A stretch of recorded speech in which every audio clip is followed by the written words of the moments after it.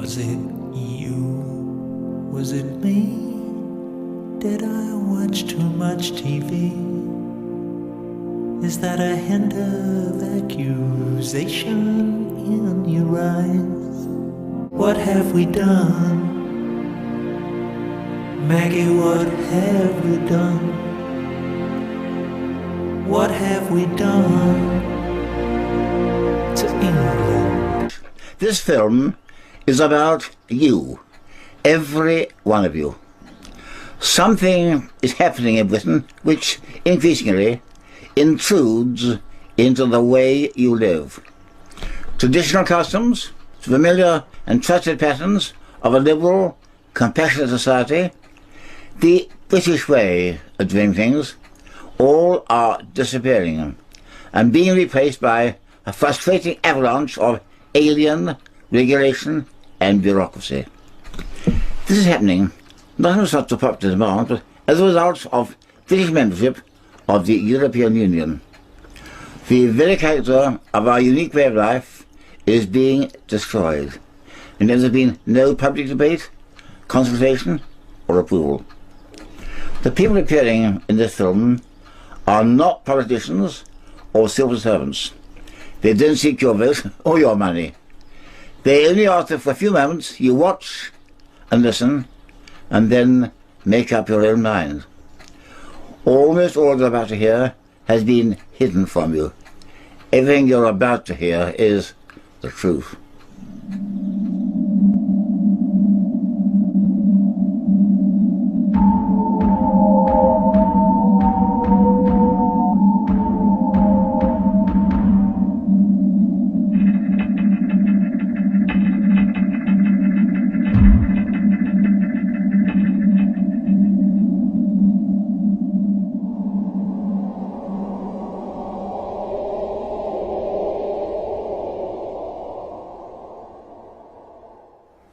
For the last 34 years, British politicians have been hiding from you the fact that they've been handing over the governance of your country to Brussels.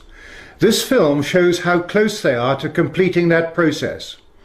In 1972, the British people were told that they were joining something called the Common Market.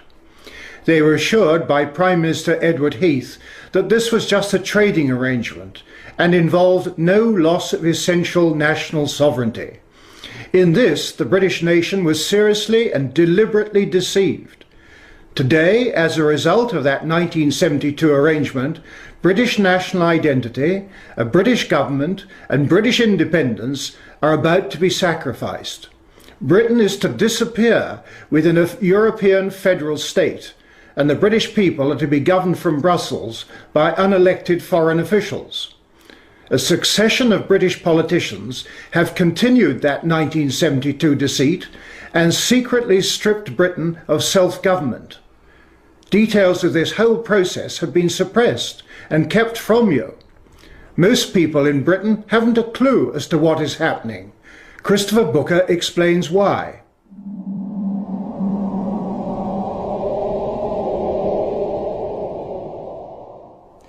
One of the most remarkable things about the European Union is how ignorant people are as to how it came about.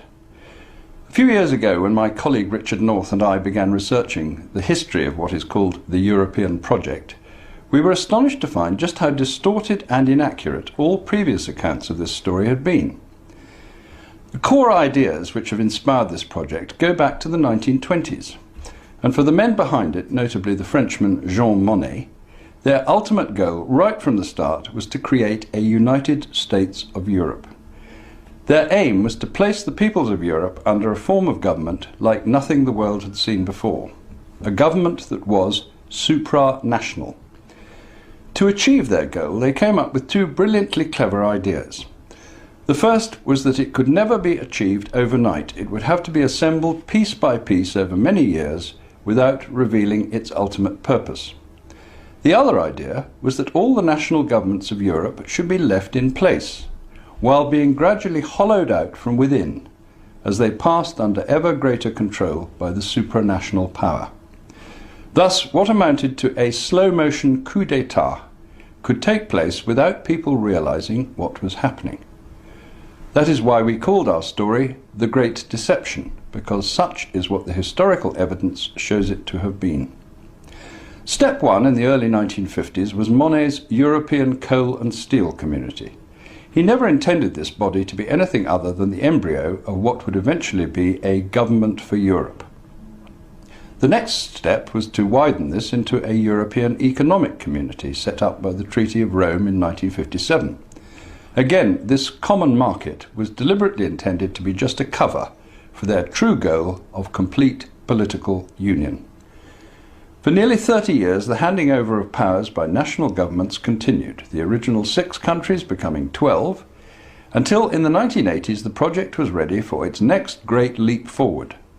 This would need 2 new treaties, the Single European Act in 1986 and the Maastricht Treaty on European Union in 1992, followed in 1997 and 2001 by 2 more at Amsterdam and Nice. By now the real aims were coming out ever more into the open, as it was agreed that this new supranational government should have its own currency, its own foreign and defence policies, its own court system and police force, all the attributes of a sovereign state. Finally, as the number of member countries rose to 25, it was agreed that as the next great symbolic act in the story, Europe must have its own constitution. In 2005, as we know, this was rejected by the voters of France and Holland. But by now, the project is so far advanced that those behind it believe it must roll on regardless. As we finally wake up to their real aim, how much longer can the wishes of the people of Europe be ignored? Such is the battle in which today, whether we like it or not, we are all involved. The EU constitution Christopher Booker referred to is a major step in the final transfer of power from Westminster to Brussels. But it's more than that. It will mean imposing on the British people a continental view of freedom where nothing is allowed unless the law says so. In Britain, we are free-born from the moment of our birth, able to do anything unless the law prohibits. In the European Union, we are about to lose that. Britain already has a constitution of its own, one that has stood the test of time and been admired and copied by other countries, in particular America, whose founding fathers used the British model when drafting their own constitution. Is it so important that we retain our own constitution? What's so special about it? Here's John Bingley.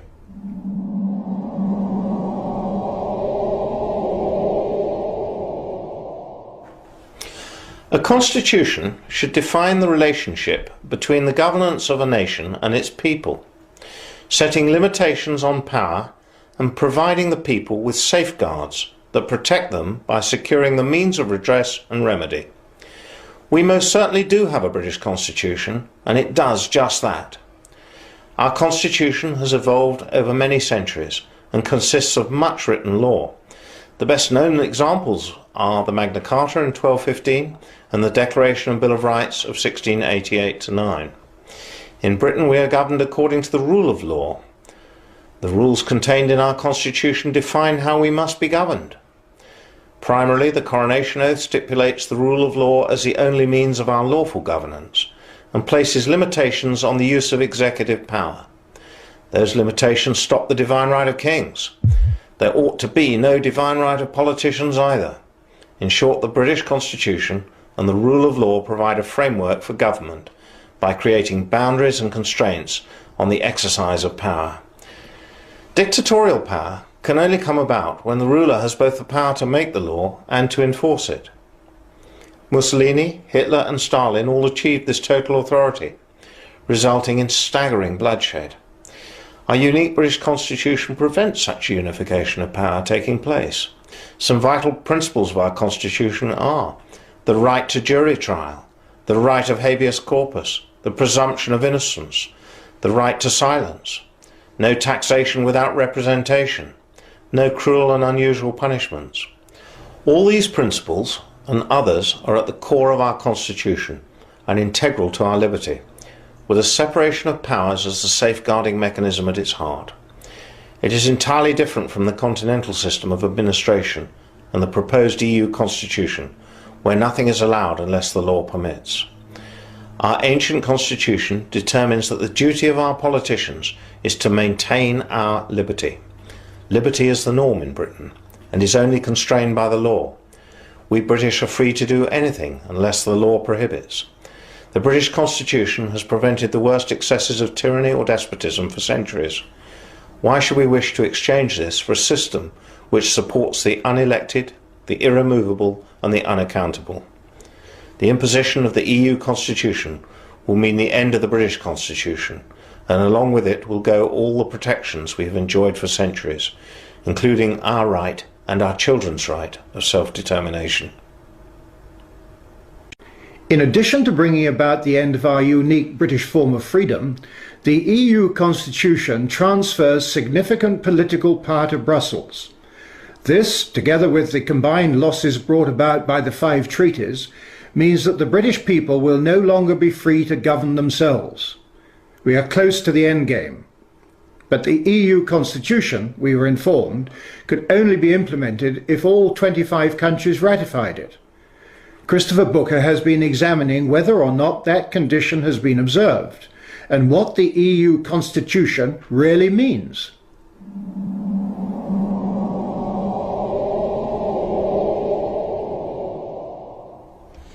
It was in the late 1990s that the political leaders of the European Union began to talk about the need to give Europe a constitution. For decades they had been proceeding with their plan to assemble a supranational government for Europe by stealth. But they had got so far, they now felt, that concealment was no longer necessary. If the United States had a constitution, so should the new United States of Europe. In 2002, delegates from 25 countries met for 15 months in Brussels to draft the new constitution, very much guided by their chairman, Giscard d'Estaing, the former President of France. It then took their governments another year to agree on the final text, this huge document here. The original American Constitution had just 7 articles. This Constitution for Europe contains 448, which originally covered 800 pages. In some ways, this constitution is just another treaty because it incorporates all the earlier treaties, but it makes the intention to set up a European government much more obvious than ever before. It gives the European Union, the Union as they now call it, pretty well all the attributes of a fully fledged state, with its own flag, its own currency, its own foreign and defence policies, its own courts and legal officers, its own federal police force. It gives the Union for the first time its own legal personality, with the right to behave on the international stage just like any sovereign government. It recognises for the first time in a treaty the principle that the laws of the Union are superior in every respect to those made by national parliaments and courts. It marks a further massive handing over of powers from national governments to the central government in Brussels. It greatly extends the areas of life where Brussels has the power to dictate policies and laws. It also reduces almost to vanishing point the right of national governments to veto laws which they do not consider in their country's interests. It includes all the 54 articles of the so-called Charter of Fundamental Rights, the document which we were told by a British minister would have no more legal significance than a copy of the Sun newspaper or the Beano. What this document confirms, in short, is the desire to set up a supranational government which is not elected and which the peoples of Europe cannot call to account or dismiss. It marks the transformation of Europe, in effect, into a one-party state. Yet this is what the governments of Europe agreed to in our name in 2004. Only in 2005, when it was rejected by the voters of France and Holland, did the plan to impose this constitution on us all at last run into a mighty obstacle. For the moment, it has been put on ice, but there are plenty of people at the top in Europe who are looking for ways to bring it back onto the agenda. Meanwhile, they are already pushing ahead with many of its contents, from a European space programme to a common defence policy, just as if their constitution was already legally in force. They are not going to give up. The EU constitution sweeps up those few areas of governmental power that still, just about, remain British. But what about our economy? Whoever controls the currency controls the country, and at the moment we still have our own currency, the pound sterling. Signing up to the EU constitution would undoubtedly increase the pressure on Britain to enter the single currency. This would mean Britain's economy being controlled by the foreign bankers of the European Central Bank in Frankfurt. Ian Milne has been looking at EU economics.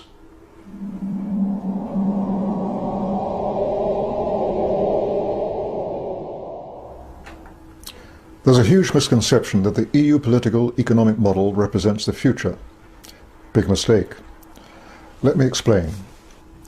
The EU model is copied nowhere in the developed world. The relatively few customs unions that do exist are in poor African and Latin American countries, former Soviet satellites, and some of the Gulf states. But outside Europe, no major industrial trading nation, not the USA, not Japan, not South Korea, not Singapore, not Australia, not Chile, has chosen to conduct its trade via an EU-type customs union and single market. Neither, and here's the killer fact, have tomorrow's economic giants, China and India. All have chosen user-friendly, light-touch, government-to-government arrangements. That's the future, trade-wise. The claim that the UK needs the EU for its trade and jobs is an empty one. Over 90% of the UK economy is not involved in exporting to the EU. The USA, not in the EU, sells more to the EU than the UK does, without paying a penny to Brussels or imposing 1 ounce of EU regulation on the US economy. The UK has a huge and growing deficit on its trade with continental Europe, and the cost of UK membership of the EU massively outweighs the benefit. British access to the 6% of the world's population living in the EU costs us a fortune. The Treasury hands over £250 million of our taxes to Brussels every single week. British access to the other 94% of the world's population outside the EU is free. The fact is, the EU is the past, invented in the 1950s to meet the failures of the 1930s. But in tomorrow's world it'll soon be an irrelevance, overshadowed by the USA, China and India, all of which, as it happens, conduct their business in English. Those are the countries we have to be free to engage with, as equals, to build a better world in the 21st century. It's time this country got out and embraced the future. So our political power has been handed away, our constitutional power is planned to go, and our economic power is being seriously threatened. All this was planned and must happen if the EU is to control us completely. But that isn't enough. Everything that is British must go, and that's where local government plays its part in dismantling the British state. Part of the political takeover is the hollowing out process Christopher Booker spoke of earlier, and the pretense that our Parliament still governs Britain, whilst in reality it is merely the puppet of Brussels. Eventually, Westminster will cease to exist, and 12 regional governments, answerable to Brussels, will take over. This breakup of Britain has been investigated by Lindsay Jenkins.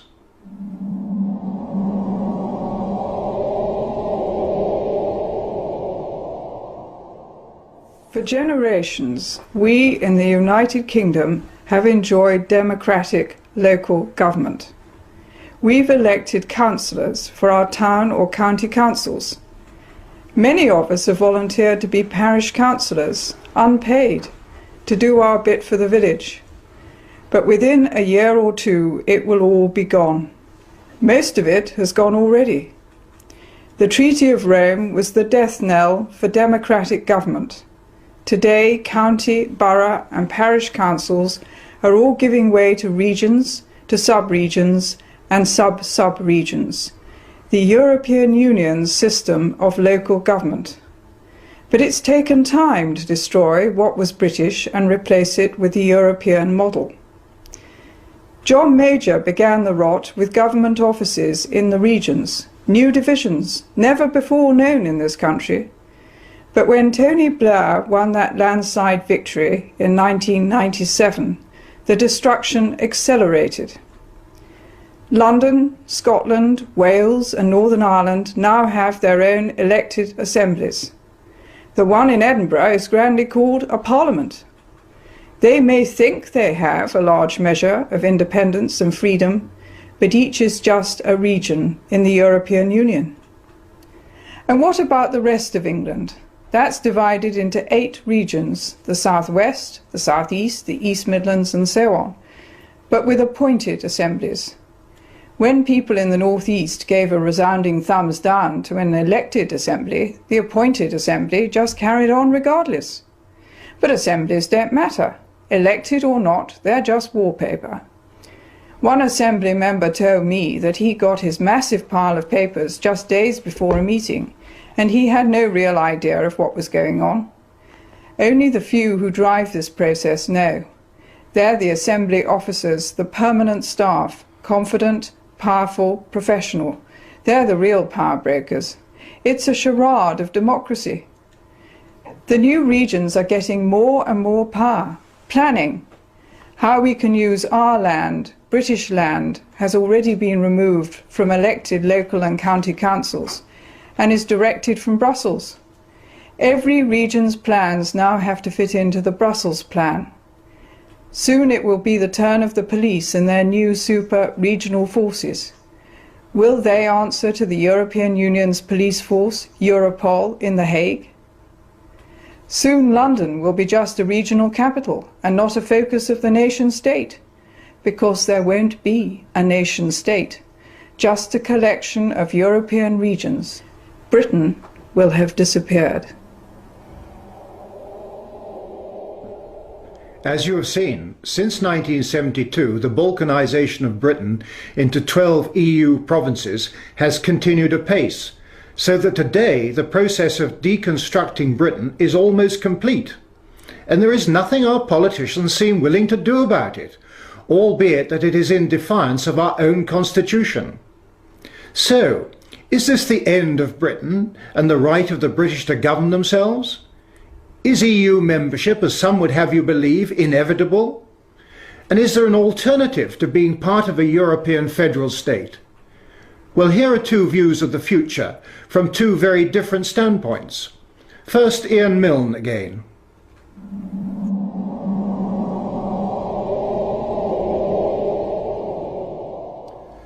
The story of the next 50 years is going to be the rise and rise of the world outside the EU, where the other 94% of the population of the planet lives. In that vibrant, growing 94%, the independent, self-governing nation is the rule, not the exception. Our English-speaking cousins in America, Canada, Australia, New Zealand, South Africa, Singapore are proud to be self-governing nations. The world's second biggest economy, Japan, is proud to be a self-governing nation. So are those coming superpowers, China and India. For all these countries, big and small, the idea of surrendering the power to govern themselves, as Britain has done, to a supranational bureaucracy, and a corrupt one at that, is literally incomprehensible. We're the 3rd biggest trading nation in the world, ahead of Japan, and the 5th biggest economy in the world. We're the headquarters of the Commonwealth, that voluntary association of English-speaking, self-governing nations, with members on 6 continents and almost 1/3 of global population. So the claim that we'd be isolated outside the EU is pure, unadulterated nonsense. Just think of the benefits of reclaiming our independence by leaving the EU and joining that growing 94% of the world. First, trade. We already do 50% more of our trade outside the EU than with the EU. And our exports outside the EU are growing faster than our exports to the EU.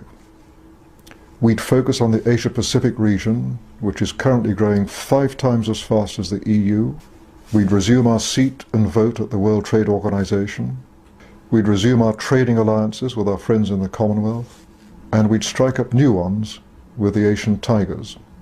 Not least, free of the immoral EU Common Agricultural Policy, we'd help the poorest nations in the world by offering them free access to our own markets. Second, defence. It's NATO that's kept the peace in Europe, not the EU. Free of the EU, we'd be able once again to refocus our efforts on NATO, not as at present on the European army that the French and Germans are determined to foist on us. Third, we save huge amounts of our own taxpayers' money. No longer will we hand over £13 billion a year to the EU, a sum that would buy us a dozen new hospitals or 4 new aircraft carriers every year. And, as the Chancellor has admitted, we'd save an awful lot more by throwing off the burden of regulation we don't need and by being outside the ruinous common agricultural policy. But most important of all, we'd got our democracy back. That's what getting back sovereignty means. Our own Westminster MPs would once again have the sole power to run our government, a power they've now abandoned to the EU. And we, the citizens, through our right to hire and fire them, would get back control of our own government. After withdrawal, what happens? We continue as members of the United Nations, of NATO, of the Commonwealth, of the World Bank, and so on. We make it clear to the rest of the EU that they're our friends and allies. We keep free trade and free movement of capital with the rest of the EU, because they'll be desperate to keep on sending us BMWs and Renaults and Camembert cheese. We're their biggest single customer worldwide. They sell us far more than we sell them, which means that more of their jobs depend on trade with us than on the other way round. Finally, how do we get out? It's simpler than you'd think. First, we get the support of the British people in a referendum, and then we repeal the 1972 European Communities Act, by which we joined the then common market. That's all we have to do. The rest is detail. There is much more we could have told you about the European Union. The fact that it operates a system of bookkeeping enabling massive and continuing fraud, resulting in its own auditors failing to accept and sign off the books of account for any of the years since 1994. The fact that all the important decisions affecting you and I are taken behind closed doors, in total secrecy, and the fact that all the people who make those decisions are unelected to those positions, unaccountable to anyone, and largely unknown. But time does not permit. Whatever happens from now on depends very much on you. You must make up your mind as to what kind of country you want to live in, and in which your children can grow in freedom. If you are disturbed or concerned by what you've seen in this film, please don't take our word for it. Check it out for yourself. A list of books, pamphlets and other sources are included at the end of this film. Vladimir Bukovsky spent a total of 12 years in Russian psychiatric prisons and labour camps for defending human rights during the 1960s and 1970s. His last period of imprisonment was in 1971. He came to the West in 1976 and now lives in Cambridge. He has experienced firsthand a system which he considers ominously similar to the one being imposed upon us. If he is right, then the Britain you and I know truly is on the brink of extinction.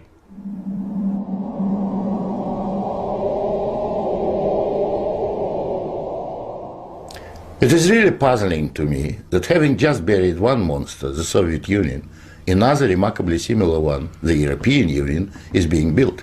Exactly what is the European Union? Perhaps by examining the Soviet version we can get the answer. The Soviet Union was governed by 15 unelected people who appointed each other and who were not accountable to anyone. The European Union is governed by 24 people who appoint each other, meet in secret, and are not accountable to anyone, and whom we cannot sack.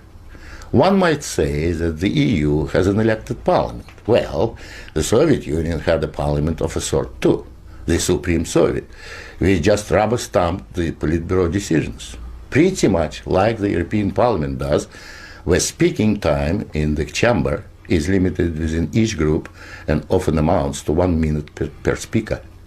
In the EU, there are hundreds of thousands of bureaucrats with their huge salaries, their staff, servants, bonuses and privileges, their lifelong immunity from prosecution, which is simply shuffled from one position to another, no matter what they do or fail to do. Is this not exactly like the Soviet regime? The Soviet Union was created by coercion and very often with a military occupation.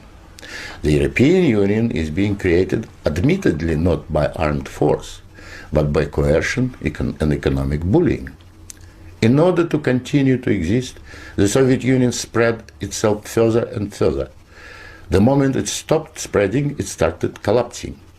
And I suspect the same is true of the European Union. We were told that the purpose of the Soviet Union was to create a new historic entity, the Soviet people, and that we must forget our nationalities, our ethnic traditions and customs. The same seems to be true of the European Union. They don't want you to be British or French, they want you all to be a new historic entity, European, to suppress all your national feelings and live as a multinational community. After 73 years, the same system in the Soviet Union resulted in more ethnic conflict than anywhere in the world. In the Soviet Union, one of the grand purposes was the destruction of the nation state. And that's exactly what we observe in Europe today. Brussels intends to absorb nation states so that they should cease to exist. Corruption was built into the Soviet system from top down, and so it is in the EU. The same endemic corruption activity that we saw in the old Soviet Union has flourished in the EU. Those who oppose or expose it are silenced or punished. Nothing changes. In the Soviet Union, we had a gulag. I think we have a gulag in the European Union also, an intellectual gulag known as political correctness. When anyone tries to speak their mind on questions of race or gender, or if their views differ from those approved, they will be ostracized. This is the beginning of the gulag, the beginning of your loss of freedom. In the Soviet Union, they told us we needed a federal state to avoid war. In the European Union, they are telling you exactly the same thing. In short, the same ideology underpins both systems. The EU is an old Soviet model presented in Western guise. But again, like the Soviet Union, the European Union has within itself the seeds of its own demise. Unfortunately, when it collapses, and it will leave immense destruction behind, and we will be left with huge economic and ethnic problems. The old Soviet system was incapable of reform, so is the European Union. But there is an alternative to being ruled by those 24 self-appointed officials in Brussels. It is called independence. You don't have to accept what they have planned for you. After all, you have never been asked if you wanted to join. I have lived in your future, and it didn't work. That all of the conspiracy theories that you've ever heard about one world government, about the UN takeover of the world, all of those conspiracies have now been laid to rest. There's nothing conspiratorial about it. It's all published. The UN-funded Commission on Global Governance began meeting in 1992 in earnest and met for 4 years, and last fall released their final report. It is entitled Our Global Neighborhood. A few of the things that they wish to do: create a world-standing army under the day-to-day command of, who else? The UN Secretary General. They recommend the creation of a new Economic Security Council, into which the World Bank, the International Monetary Fund, the United Nations Development Program, and the World Trade Organization would all be consolidated. A unified worldwide banking scheme, currency. I don't think I need to draw any more pictures on that point. Now, those non-government organizations like ours that are not accredited by the UN, we are called populist trash, activists who can destroy, they say, in a moment, years of deliberation. And you're darn right. And I have been challenged on the radio and in audiences like this. Mr. Lamb, there's no such thing as a global agenda. Hey, friend, you're absolutely wrong. Here it is. It's called Agenda 21. Agenda 21. The primary document presented in Rio de Janeiro and adopted by more than 100 heads of state, including George Bush, which lays out in intricate detail all of the transformation that must take place in society in order for it to become sustainable as they define sustainability. This may be available at the United Nations bookstore. I had to pick this up. I had not seen one until last July, had not been able to get one. I happened to be in Geneva attending a United Nations meeting, and I went to the bookstore and bought the thing. I believe it cost $45. Now, the Conference of the Parties held its first meeting in Nassau last December. At that first meeting, the United Nations Environment Program presented them with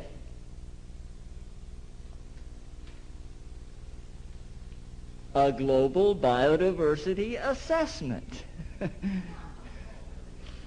Started in 1992 with a grant from the Global Environment Facility for $3.3 million, orchestrated and coordinated by the World Resources Institute and the World Wildlife Fund and the International Union for the Conservation of Nature.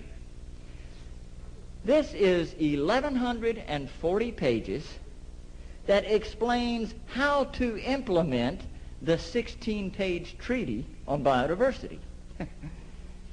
The last 200 pages, section 13, deals specifically with a system of protected areas. It defines what a system of protected areas is. It includes core wilderness areas surrounded by buffer zones, similar to those used in the biosphere reserves, created under a UNESCO program and promoted by the United States Man in the Biosphere program. There are 382 biosphere reserves around the world, 47 of which are in the United States, not under authority of any treaty, but by voluntary agreement with the United Nations. These biosphere reserves are to be the nucleus for the core wilderness areas. Scratching my head here, what on earth is going on?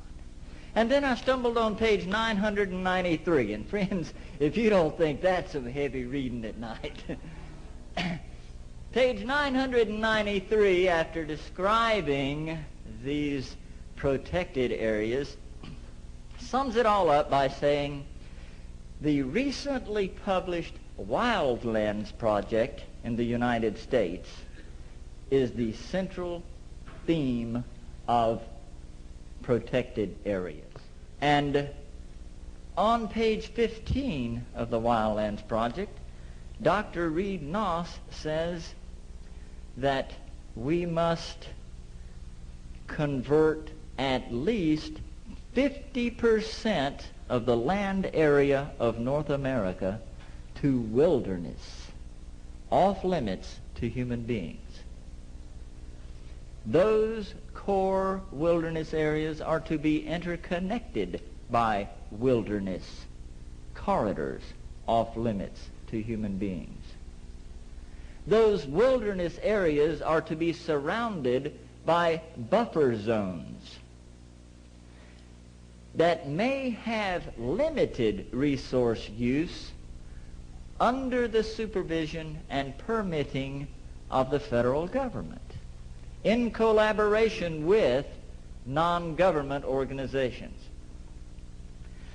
Human population is to be resettled into the remaining 25% of the land, into communities that are described as sustainable communities.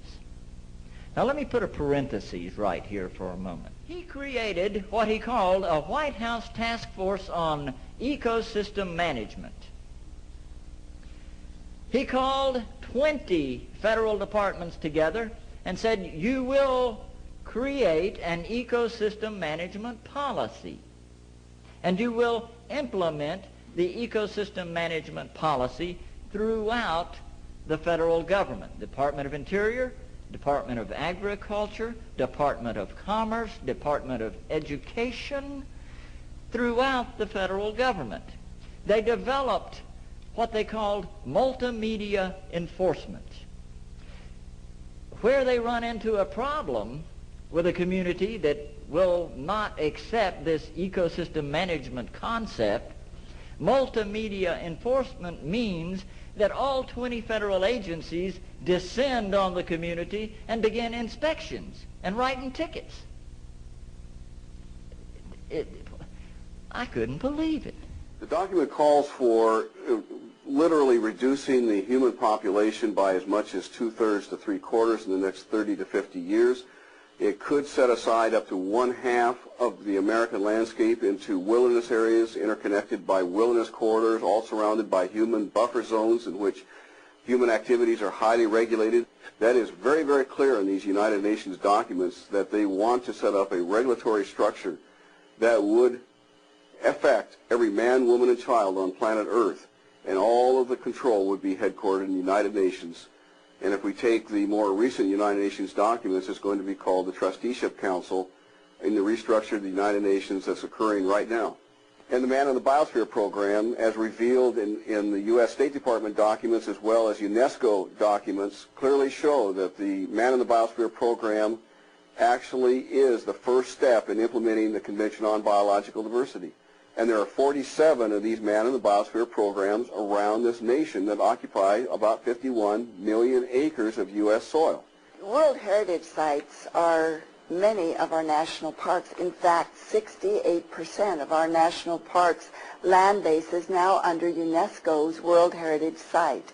And that includes the symbol of independence in America, the Independence Hall, the Statue of Liberty, Yellowstone National Park, Monticello, Carlsbad Caverns, and the American people didn't even realize this was happening. It was done in